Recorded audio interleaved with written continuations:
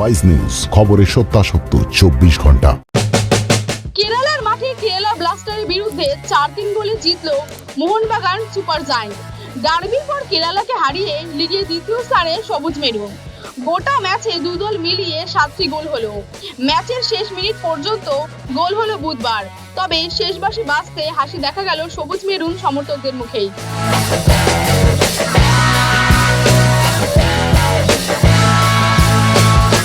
Derby জয়ে দুদিন পর খেলতে নেমেও চরমনে মোহনবাগানকে দেখা গেল বুধবার।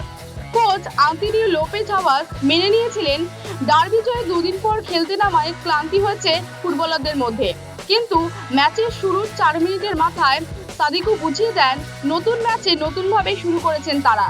সম্পূর্ণ একার কৃতিত্বে এক ডিফেন্ডারকে ঘাড়ে নিয়ে গোল করে গেলেন সাদিকু। তাকে আগের ম্যাচে প্রথম একাদশে রাখেননি হাওয়াস।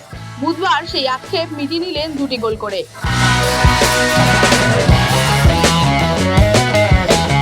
প্রথমার্ধে 1-0 এগিয়ে ছিল মোহনবাগান। দুই দলই আক্রমণ করছিল, কিন্তু গোলের মুখ একবারই খুলেছিল সাদিকু। মোহনবাগানের গোলে বিশাল কাইতে দিনও 2টি সেভ করেন, যা থেকে গোল হতেই পারত। দ্বিতীয়ার্ধে যদিও গোলের মুখ খুলেছিল দুই দলই। 54 মিনিটে কেরালার হয়ে গোল শোধ করেন ভিভিন, কিন্তু 6 মিনিটের মধ্যে আবার মোহনবাগানকে এগিয়ে দেন সাদিকু।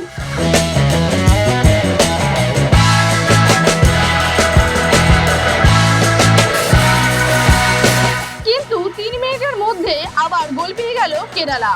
পরের 8 মিনিটে আবার গোলে এবার মোহনবাগানকে এগিয়ে নিয়ে গেল দীপক টাঙ্গি। কর্নার থেকে আসা বলে হেড করেন মোহনবাগানের রক্ষণভাগের ফুটবলার। কেরালা ডিফেন্ডারেরা ভুলেই গিয়েছিল টাঙ্গির কথা, তাকে কেউ মার্কই করেননি। 18 মিনিটের মধ্যে 4টি গোল হলো বুধবার।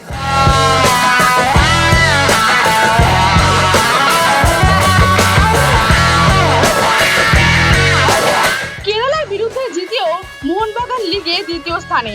18 ম্যাচে 39 পয়েন্ট পেয়েছে তারা। 19 ম্যাচ খেলে এই একই সংখ্যা পেয়েছে মুম্বাই সিটি, কিন্তু গোলের পার্থক্যে এগিয়ে রয়েছে তারা। তৃতীয় স্থানে থাকা ওড়িশা এসপি 18 ম্যাচ খেলে পেয়েছে 35 পয়েন্ট। একই সংখ্যক ম্যাচ খেলে 33 পয়েন্ট পেয়েছে গোয়া। এই 4টি দল প্লে অফের জায়গা পাকা করে নিয়েছে।